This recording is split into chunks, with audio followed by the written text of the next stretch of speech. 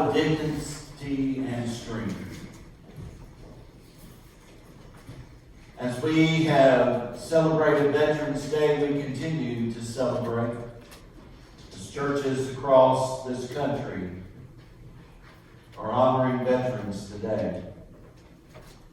We ask that you watch over the veterans of these United States in recognition of their loyal service to our nation. Bless them with wholeness and love, shelter them, heal their wounds, comfort their hearts, grant them peace. God of justice and truth, rock of our lives, bless our veterans. These men and women of courage and valor with a deep and abiding understanding of our profound gratitude. Protect them and their families from loneliness and want. Grant them lives of joy and bounty. May their dedication and honor be remembered as a blessing for generation to generation. Blessed are you, protector and redeemer. You are our strength, shield, and our stronghold. And it is in your Son's holy name who taught us to pray, saying, Our Father, who art in heaven, hallowed be thy name. Thy kingdom come, thy will be done on earth as it is in heaven. Give us this day our daily bread, and forgive us our trespasses, as we forgive those who trespass against us. And lead us not into temptation, but deliver us from evil. For thine is the kingdom, and the power, and the glory forever. Amen.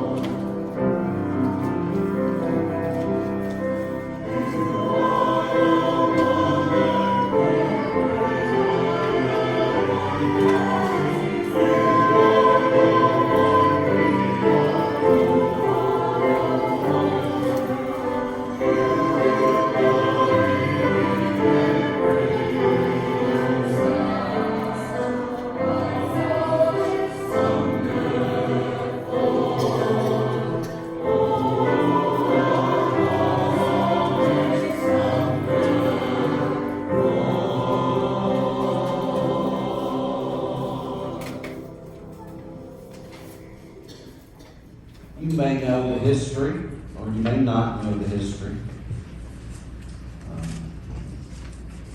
I continue to thank teachers who teach history.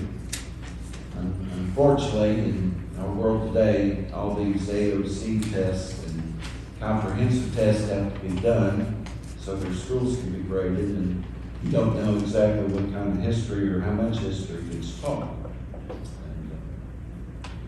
But we all probably know that in 1912, 1921, an unknown World War I soldier, American soldier, was buried in Arlington National Cemetery.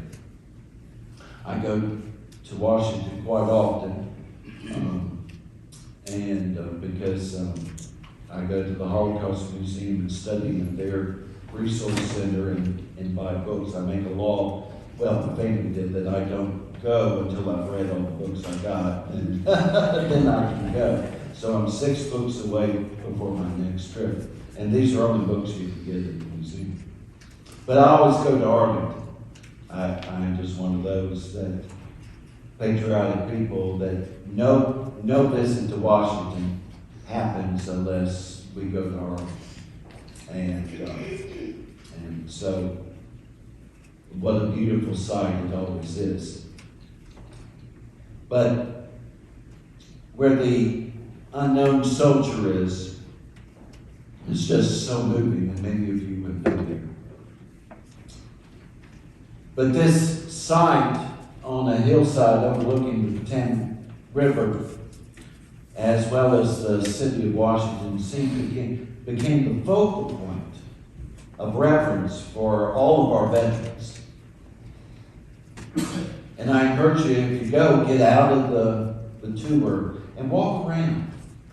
See those Buffalo soldiers. See even the crew of the Challenger that horribly blew up in front of our eyes in 1985 or 6. Go see those soldiers, those American heroes of ours. But it became the focal point of reverence for American veterans. And similar, back in 1921, similar ceremonies occurred earlier in England and France, where each of those countries, too, placed an unknown soldier that was buried in each nation's highest place of honor. And these memorial gestures all took place on November 11th, giving universal recognition to the celebration of what? Why did we choose November 11th? You didn't know you were getting this because it was the end of what? Right. Very good. Very good. It was the end of World War I. And November 11th, 1918. And so that's how it became known as Armistice Day. Was called first Armistice Day. Not Veterans Day yet, but Armistice Day. Armistice Day became a national holiday that 12 years later, by congressional action, the hope had been that World War I was the war to end all wars, which is the quote we used. But only a few years later, after the holiday was proclaimed, war broke out in Europe. Years later, realizing that peace was equally preserved by veterans of World War II and Korea, Congress was requested to make this day an occasion to honor those who have served America in all wars. And so in 1954, President Dwight D. Eisenhower signed a bill proclaiming November 11th, changing the name from Armistice Day to Veterans Day. Now, it's a rule, and I guess you may know this and you may not, but it is a rule that you celebrate both. For all of us nerdy American history students and patriotic Boy Scouts, us history geeks. But it's a rule. And many people forget this rule. And for all these years of ministry, people still get off it. And the rule is, and look it up, it's a rule, that don't celebrate one unless you celebrate the other. You celebrate Veterans Day and you celebrate Memorial Day. And you emphasize the fact that these are two distinctly different events. Veterans Day is when we give thanks for all those who have served or who are still serving but who are still with us. And, through the years, people go, well, you forgot all about the ones who died. Well, you got to wait till Memorial Day. If you're at the lake drinking a beer on the lake while you're skiing and miss Memorial Day, it's not my fault, it's your fault. They will be honored too. And Memorial Day is the day we honor those who have served and who are no longer with us. Each day deserves its own sanctity. Now, I've always believed it and always done it. It's important that we celebrate both holidays and what each holiday represents. I was very moved this week, and I'm always moved by Vietnam soldiers. I mean, when it comes to Veterans Day, we always think of World War II. We always think of those who have served in wartime. That's a shame because, a lot of people like my stepdad was in peacetime in Germany, served in the Air Force. Is he any less of a veteran than anyone else? No, he's not. Now, my grandfather was at Okinawa, and if you watch Hacksaw Ridge, which I'll talk about Wednesday night, my grandfather was part of that battle. But somehow within me, Vietnam soldiers just really, Korea too, because the country did acknowledge that as a war. They called it a conflict. Now, I've watched enough MASH to know that conflict was a little bit more than what it was. Shame to our country and to our government for not giving those soldiers the honor they deserved.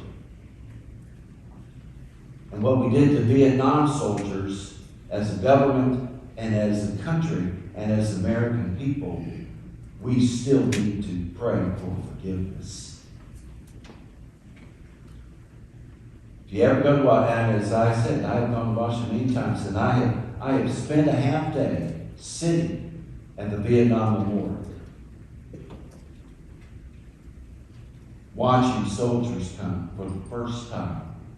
If you ever get a chance to do that. See, everyone thinks I'm a flaming liberal.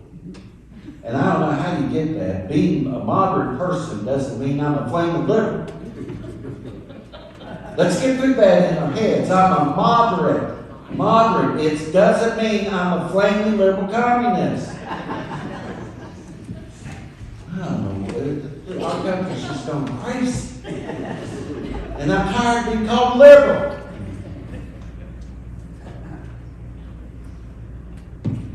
I'm as patriotic, more patriotic than 2/3 of it. But I've sat there and watched those soldiers come and see me cry. I've had church members lost their whole unit when struggle with them faced. That's why I honor these holidays. And I was very moved by a speech. I found it. As I said, I don't have copies of sermons, but I did find this illustration. This is a speech by Carl T. Solberg, who was a Vietnam veteran. And this is just a little bit of his speech. Not long ago, I was on a domestic plane flight, and before leaving the gate, the pilot announced that we had to wait a few more minutes for some special passengers. Shortly, the hostesses ushered into the cabin a group of young men and women wearing the fatigued uniforms of our nation's military as the pilot announced they were headed for service in Iraq. The passengers broke into applause. The pilot, obviously himself a veteran, poked his head into the passenger cabin to watch with a smile. We were all proud of him. Our young folks heading overseas to serve and do battle for us. My experience was different. My service came in the Vietnam War, the most unpopular war in American history. When I traveled around the country in my uniform, no one cheered. No one clapped. No one talked to me. People looked anywhere else but on me. The rare kind word or smile came only from veterans.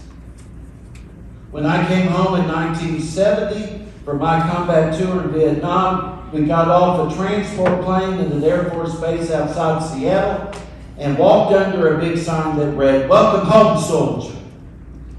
America is proud of you."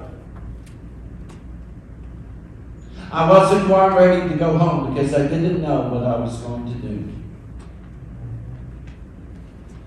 As I held my discharge papers, my head was spinning from the abrupt transition from the jungle to a cool April evening in the Pacific Northwest. But a couple of weeks later, my college friend Bob took me skiing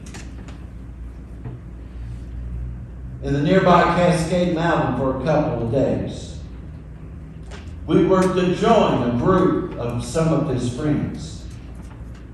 When we got to the cabin, Bob introduced me. He said, "This is my friend Toby, and he just got home 2 weeks ago from Vietnam."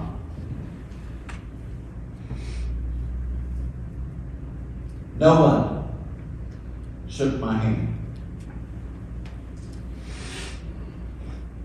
No one talked to me. Toby and I ate dinner by ourselves. We skied the morning alone and left by lunchtime, knowing that our presence was not wanted.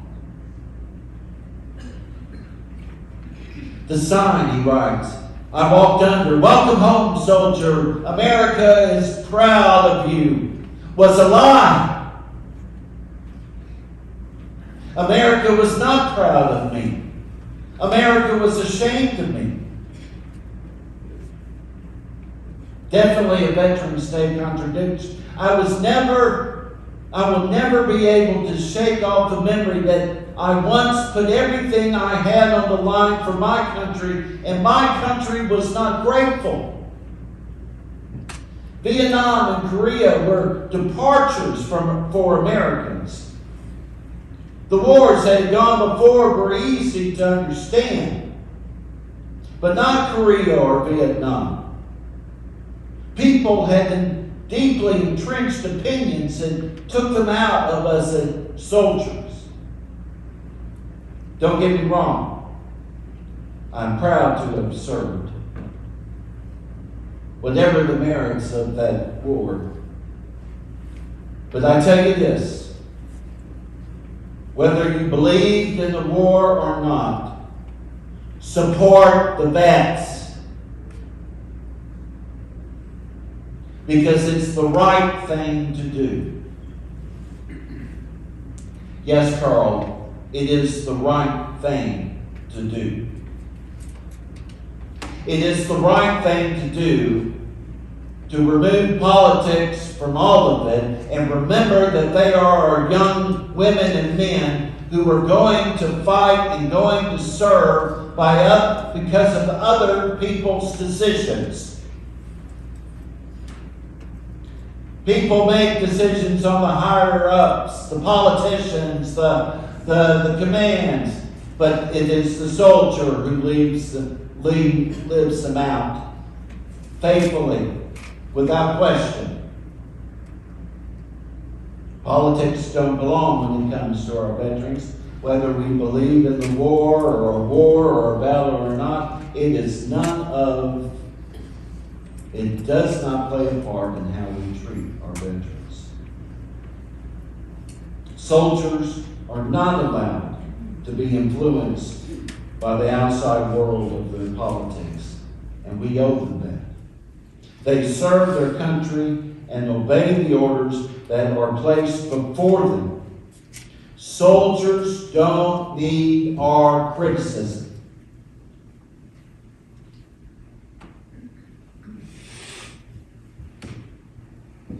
They need our support.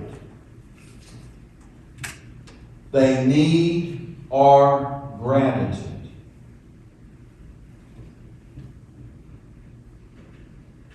And though we have advanced in care for them, I am still not yet convinced that we are providing them the care, emotional and psychological and physical care that they need.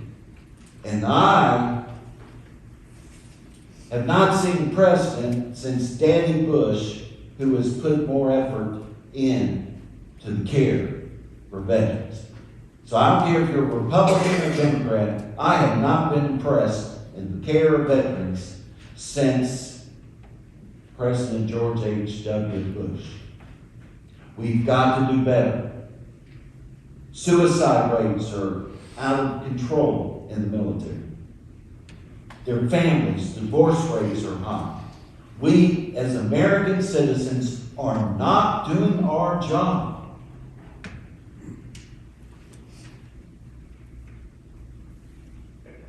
We are the ones who need to go to the polls. We're worried about what is being taught in the school. We're burning books and all of that. What about the soldier who needs our support to say, we need better health care?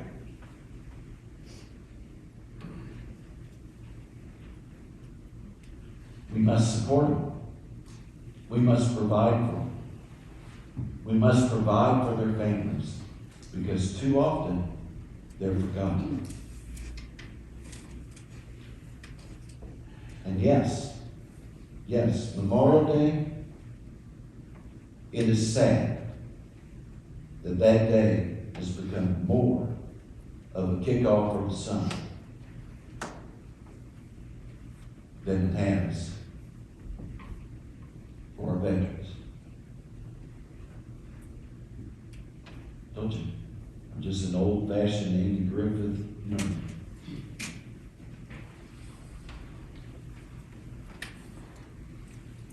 They need to have a quality of life, like any one of us. And we got to make sure we're giving it to them. Because as someone wrote, it is the veteran, not the preacher, who has given us the freedom of religion. Did you give God thanks today that you didn't have to worry about being shocked to come to church this morning, like in so many other countries? Who gave thanks to God for the veteran who gave us that freedom, to secure that freedom of religion? See, I didn't either. It's the preacher, it's the veteran, not the preacher, who gave us the freedom of religion. It's the veteran, not the reporter, who has given us the freedom of the press. It is the veteran, not the poet, who has given us the freedom of speech. It is the veteran, not the lawyer, who has given us the right to a fair trial.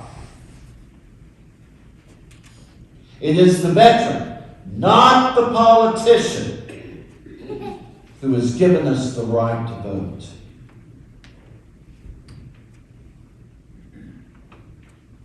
Just think of what we have as freedoms today. And remember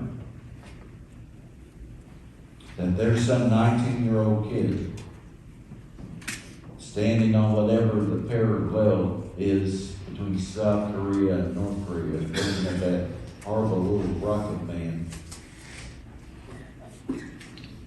who's putting his life on the line, her life on the line